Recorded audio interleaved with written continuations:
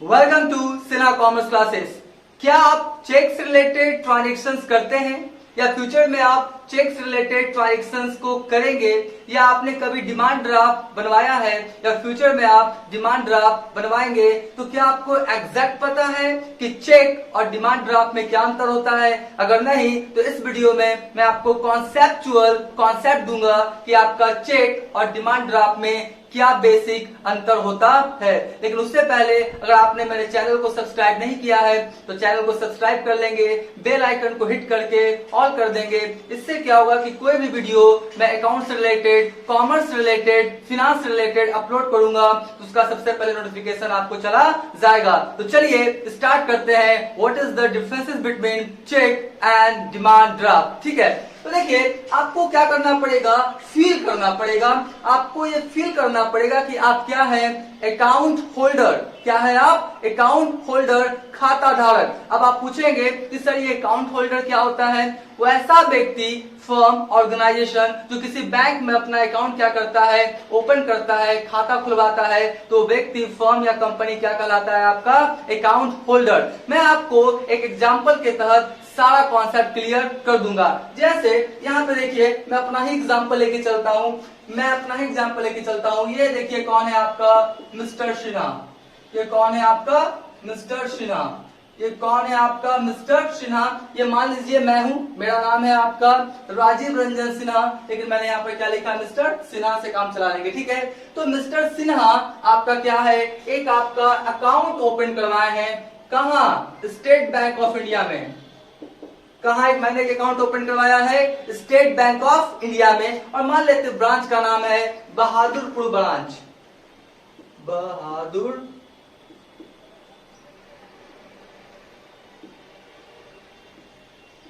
हाँ जी, तो आपका जो आपका बैंक है उसका नाम क्या है? ब्रांच का बहादुरपुर ब्रांच। ठीक है, मेरा जो मिस्टर सिन्हा है उनका खाता कहाँ खुला हुआ? आपका स्टेट बैंक ऑफ इंडिया में, बहादुरपुर ब्रांच में। ठीक है जी, अब हुआ क्या, ध्यान समझिएगा। देखिए मैंने क्या किया है, अपना ही एक चेक का क्या किया है, मैंने फॉर्मेट को लिया है। मैंने ही अपना एक चेक को क्या किया है, यहाँ पे लिया है। उसी के द्वारा मैं आपको एग्जांपल के तौर पे समझाऊंगा। ऐसे आपका सारा कॉन्सेप्ट क्या हो जाएगा? क्लियर हो जाएगा। ठीक है, तो यहाँ पे क्या हुआ, जो मिस्टर सिन्हा है उनका अकाउंट कहाँ खुला हुआ है? State bank of India, Bahadurpur branch में। ठीक है जी, और मैं चाहता हूं कि एक व्यक्ति है, मान लेते हैं एक व्यक्ति का नाम क्या है? आपका मिस्टर कृष्णा। एक व्यक्ति का नाम क्या है? मिस्टर कृष्णा। एक व्यक्ति का नाम क्या है? मिस्टर कृष्णा। ये कौन है आपका? मिस्टर कृष्णा। तो मान लेते हैं मुझे मिस्टर कृष्णा को क्या करना है? 1 लाख रुपए का पेमेंट करना है। कितने का करना है? 1 लाख रुपए का पेमेंट करना है। तो मैं क्या करूंगा?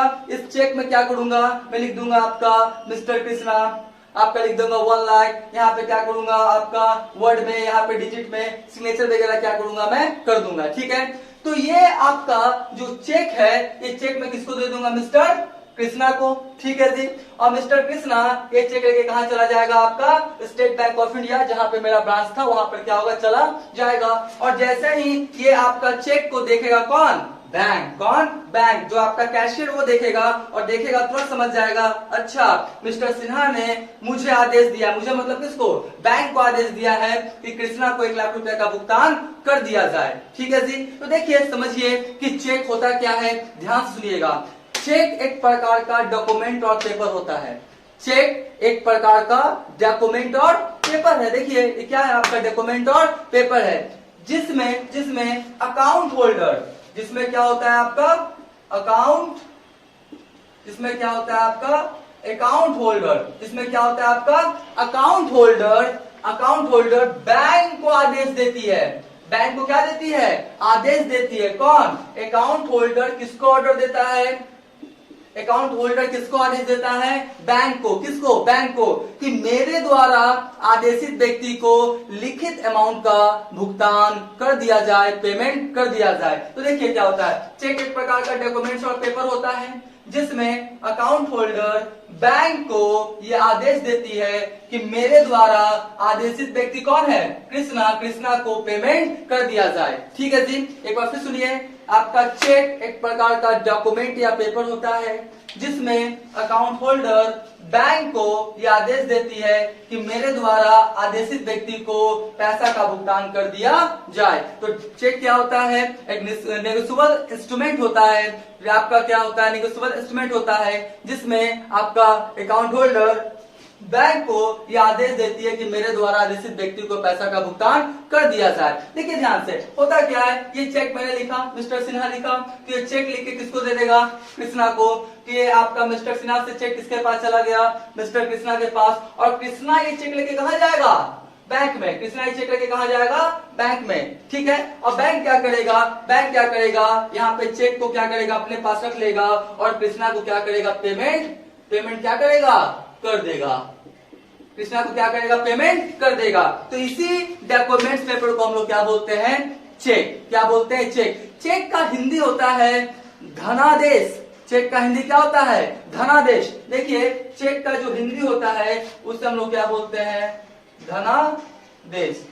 क्या बोलते हैं हम लोग, धनादेश। अब बोलेंगे सर धनादेश, धन देने का आदेश। एक बार, धनादेश का मतलब क्या हुआ, धन देने का आदेश, जिस डॉक्यूमेंट या पेपर के माध्यम से बैंक को दिया जाता है अकाउंट होल्डर के द्वारा, तो उस डॉक्यूमेंट पेपर को हम लोग क्या बोलते हैं, धनादेश, धन देने का आदेश। ठीक है, तो मैं आशा करता हूं कि आप समझ गए होंगे कि चेक किसे कहते हैं। एक बार फिर से, चेक एक प्रकार का डॉक्यूमेंट्स और पेपर होता है, नेगोशिएबल इंस्ट्रूमेंट होता है, जिसमें आपका अकाउंट होल्डर बैंक को यह आदेश देता है कि मेरे द्वारा आदेशित व्यक्ति को पैसा का भुगतान कर दिया जाए। ठीक है जी।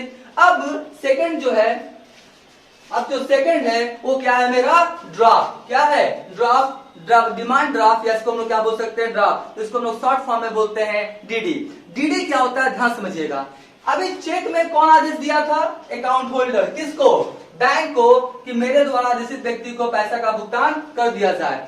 ये मान लेते हैं ड्राफ्ट है। ड्राफ्ट का एक्चुअली मेरे पास फॉर्मेट नहीं है, तो मैं क्या कर रहा हूँ, डॉक्यूमेंट्स को लेके चल रहा हूँ। आप इसको फिल कर लीजिएगा, ये क्या है आपका ड्राफ्ट। ऐसा आपका क्या होगा, यहाँ पर आपको आपका डिमांड ड्राफ्ट का स्पेसिमेन क्या होगा, फॉर्मेट क्या होगा, दिखाई पड़ेगा। ठीक है, दिखाई दे रहा होगा। ठीक है, तो चलिए आपका डिमांड ड्राफ्ट किसे कहते हैं, ध्यान सुनिए। ड्राफ्ट भी एक प्रकार का डॉक्यूमेंट और पेपर होता है, जिसमें एक बैंक दूसरे बैंक को आदेश देती है कि मेरे द्वारा आदेशित व्यक्ति को पैसा का भुगतान कर दिया जाए। एक बार फिर से, आपका ड्राफ्ट या डिमांड ड्राफ्ट या डीडी भी एक प्रकार का डॉक्यूमेंट और पेपर ही होता है, जिसमें एक बैंक अपने दूसरे ब्रांच को, एक बैंक अपने दूसरे ब्रांच को या किसी दूसरे बैंक को यह आदेश देती है कि मेरे द्वारा आदेशित व्यक्ति को पैसे का भुगतान कर दिया जाए। ठीक है, देखिए मैं इसको एग्जांपल के थ्रू समझाने की कोशिश करता हूं। ये अकाउंट होल्डर मैं हूं और मुझे क्या करना है, ड्राफ्ट से कृष्णा को 50,000 का पेमेंट करना है। किससे पेमेंट करना है, ड्राफ्ट से, डीडी से। ठीक है, चेक से नहीं, किससे, डीडी से। तो मैं क्या करूंगा, आपका मैं जाऊंगा कहाँ, बैंक में। कहाँ जाऊंगा, बैंक में, और बैंक को बोलूंगा कि मिस्टर कृष्णा के नाम से क्या कीजिए, एक आप मेरे को डिमांड ड्राफ्ट क्या कीजिए, बना दीजिए। तो क्या करेगा बैंक क्या करेगा, कृष्णा के नाम से डिमांड ड्राफ्ट क्या करेगा, बना देगा। ठीक है, और मेरे अकाउंट से क्या करेगा, पैसा डिडक्ट कर लेगा। और डिमांड ड्राफ्ट बनाने के लिए कुछ कमीशन भी क्या करता है, बैंक एक्स्ट्रा क्या करता है, चार्ज करता है। वो अमाउंट के अकॉर्डिंग क्या होता है, सभी बैंकों का अलग अलग होता है। ठीक है, तो आपका क्या हुआ, मैंने कहा गया, state bank of India Bahadurpur branch में, और मैंने बोला कि कृष्णा से रिलेटेड, कृष्णा को मुझे पेमेंट करना है, उसके नाम से आप मेरे को क्या कीजिए, 50,000 का क्या कीजिए, डिमांड ड्राफ्ट बना दीजिए। तो अब क्या करेगा, ये जो बहादुरपुर ब्रांच वाला क्या करेगा, जो स्टेट बैंक ऑफ इंडिया क्या करेगा, ये कृष्णा के नाम से क्या करेगा, डिमांड ड्राफ्ट क्या करेगा, बनाएगा। ठीक है जी। तो डिमांड ड्राफ्ट किसके द्वारा बनाया जाता है, बैंक के द्वारा। किसके द्वारा, बैंक के द्वारा। और चेक किसके द्वारा आपका लिखा जाता है, अकाउंट होल्डर के द्वारा। ध्यान रखिएगा, चेक जो आपका लिखता है वो कौन, अकाउंट होल्डर, और बैंक जो बनाता है, ड्राफ्ट कौन बनाता है, आपका बैंक। ड्राफ्ट जो है, डिमांड ड्राफ्ट जो है या डीडी है, वो अकाउंट होल्डर नहीं बनाता है, वो कौन बनाता है, आपका बैंक। तो आपका हुआ क्या, डिमांड ड्राफ्ट भी एक प्रकार का डॉक्यूमेंट और पेपर होता है, जिसमें एक बैंक, मान लेते कौन है, आपका बहादुरपुर ब्रांच है, और मान लेते हैं एक आपका और ब्रांच है एसबीआई का, एक एसबीआई का और ब्रांच है, मान लेते हैं बिकना पहाड़ी में, है ना, बिकना पहाड़ी में। अब बोलेंगे सर ये सब नाम कहाँ से ला रहे हैं? ये पटना, पटना है ना, पटना, पटना में प्लेस है मुसल्लापुर हाट, बिकना पहाड़ी, मछुआ टोली, ये सब क्या है, इसी प्लेस पे क्या करता हूँ मैं रहता हूँ। तो ये सब क्या है, बहादुरपुर ब्रांच, ये जगह का नाम है। बिकना पहाड़ी जगह का नाम है, जो पटना में रहते हैं इसको क्या होते हैं वो जानते हैं। ठीक है जी। तो आपका क्या हुआ, ये बिकना पहाड़ी ब्रांच हुआ। ठीक है, या मान लेते हैं दूसरा एक आपका बैंक है, दूसरा क्या है बैंक है, मान लेते हैं क्या है, पंजाब नेशनल बैंक। ठीक है, कौन है आपका, पंजाब नेशनल बैंक या central bank of India, CBI मान लेते हैं ना, सीबीआई यानी सेंट्रल बैंक ऑफ इंडिया। तो देखिए होता है क्या, ध्यान समझिएगा। तो ये जो आपका ड्राफ्ट बना, ये कौन बनाया, आपका बहादुरपुर ब्रांच। और ये बहादुरपुर ब्रांच बना के क्या किया, मुझे दे दिया, अकाउंट होल्डर को दे दिया। अब अकाउंट होल्डर क्या करेगा, जिसको पेमेंट करना है उसको क्या करेगा, दे देगा, यानी किसको देगा, मिस्टर कृष्णा को। ठीक है, अब कृष्णा क्या करेगा, मान लेते उसका स्टेट बैंक ऑफ इंडिया में ब्रांच है, उसका स्टेट बैंक ऑफ इंडिया में उसका क्या है, अकाउंट खुला हुआ है। ठीक है, तो स्टेट बैंक ऑफ इंडिया में खाता खुला हुआ है, तो स्टेट बैंक ऑफ इंडिया में चला जाएगा। मान लेते हैं कृष्णा का खाता कहाँ खुला हुआ है, स्टेट बैंक ऑफ इंडिया बिकना पहाड़ी में। कहाँ खुला हुआ है, स्टेट बैंक ऑफ इंडिया बिकना पहाड़ी में। तो स्टेट बैंक ऑफ इंडिया कहाँ चला जाएगा, ये बिकना पहाड़ी में, और ये ड्राफ्ट को क्या करेगा, जमा कर देगा। और बैंक क्या करेगा कि जो आपका मिस्टर कृष्णा है उसके अकाउंट में क्या करेगा, पैसा ट्रांसफर कर देगा। पहला बात। दूसरा बात क्या होगा कि मान लेते उसका स्टेट बैंक ऑफ इंडिया में अकाउंट नहीं खुला हुआ है, उसका मान लेते हैं कि पंजाब नेशनल बैंक में है या सेंट्रल बैंक ऑफ इंडिया में है, तो कहां चला जाएगा आपका, पंजाब नेशनल बैंक में, या कहां चला जाएगा आपका, सेंट्रल बैंक ऑफ इंडिया में। मतलब जहां भी आपका खाता खुला हुआ है वो बैंक में जाएगा, ड्राफ्ट को क्या करेगा, जमा करेगा, और 2-3 दिन 4 दिन के अंदर उसके अकाउंट में पैसा ट्रांसफर कर दिया जाएगा। तो देखिए यहाँ पे समझिएगा कि जो डिमांड ड्राफ्ट था या ड्राफ्ट था वो कौन बनाया, आपका बैंक। कौन बनाया, आपका बैंक। बैंक क्या किया है, आपका डिमांड ड्राफ्ट बनाया है। और चेक कौन आपका लिखता है, अकाउंट होल्डर। तो एक बार फिर से सुन लीजिए, आपका डिमांड ड्राफ्ट किसे कहते हैं। डिमांड ड्राफ्ट भी एक प्रकार का डॉक्यूमेंट्स और पेपर ही होता है, जिसमें एक बैंक अपने ब्रांच को या एक बैंक दूसरे बैंक को ये आदेश देती है कि मेरे द्वारा आदेशित व्यक्ति कौन है, मिस्टर कृष्णा को पैसा का भुगतान कर दिया जाए।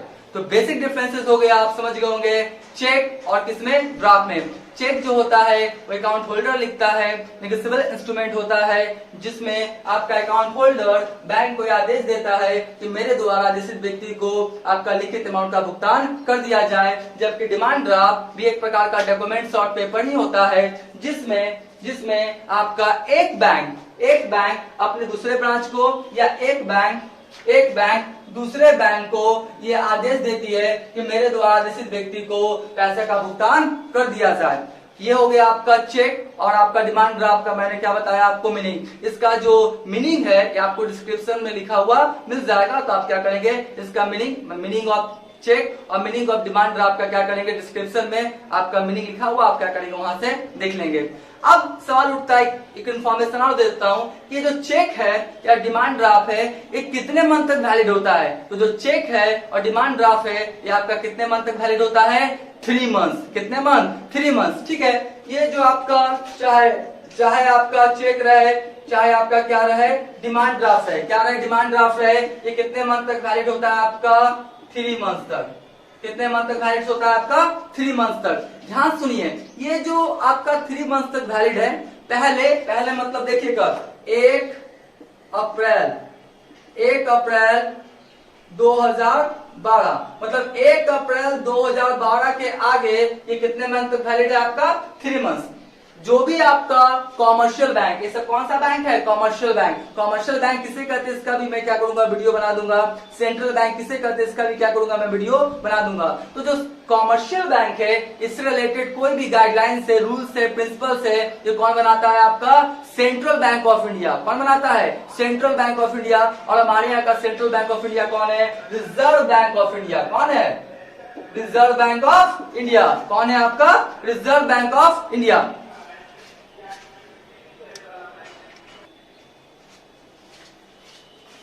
हमारे यहाँ का सेंट्रल बैंक कौन है? आपका रिजर्व बैंक ऑफ इंडिया।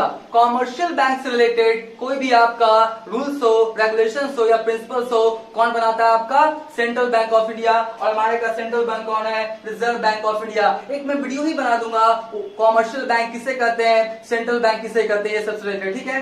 तो 1 अप्रैल 2012 से अभी तक जो आपका चल रहा है पीरियड, उसमें आपका कितने मंथ आपका चेक वैलिड रहता है? 3 मंथ। इसके पहले मतलब 1 अप्रैल 2012 के जो बिफोर है ना, वो कितने मंथ तक वैलिड रहता था? 6 मंथ। कितने मंथ? 6 मंथ। तो पहले रहता था 1 अप्रैल 2012 से कितने मंथ तक वैलिड रहेगा? 3 मंथ। और 1 अप्रैल 2012 से पहले यानी क्या बोल सकते हैं? 31 मार्च 2012। 31 मार्च 2012 से पहले कितने मंथ तक चेक आपका वैलिड रहता था? 6 मंथ। अब आप बोलेंगे कि जो बैंक हमको चेकबुक दिया, क्या वो 3 महीना ही चलेगा? 3 मंथ्स के बाद क्या हो जाएगा? इनवैलिड हो जाएगा? नहीं। देखिए, जब चेक में आप डेट मेंशन कर देंगे, जैसे मान लेते हैं आज आपका 1 अक्टूबर है, ठीक है। आपका क्या है? 1 अक्टूबर है, ठीक है। 1 अक्टूबर को आपने चेक में क्या किया? डेट को डाल दिया। तो 1 अक्टूबर से काउंट होगा कितना मंथ? 3 मंथ। कितना मंथ? 3 मंथ। तो 1 अक्टूबर, पूरा नवंबर, अब पूरा क्या हो गया? दिसंबर। तो 1 अक्टूबर से आपका क्या हो गया? 31 दिसंबर। तो यहां से यहां तक कितने मंथ हुए आपका? कितने मंथ हुआ आपका? 3 मंथ। अक्टूबर, नवंबर, यहाँ पे मान लेते हैं नवंबर, अक्टूबर, नवंबर और दिसंबर। तो 1 अक्टूबर से 31 दिसंबर तक कितने मंथ हुए आपका?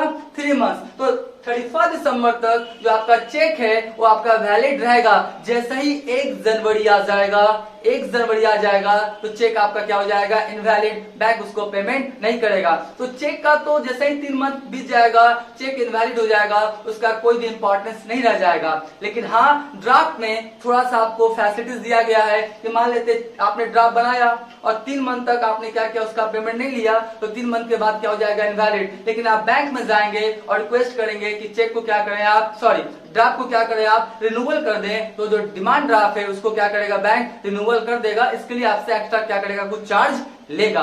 तो चलिए, मैं आशा करता हूं कि आप समझ गए होंगे what is the differences between cheque and demand draft. आज का वीडियो यही समाप्त करते हैं। Thank you.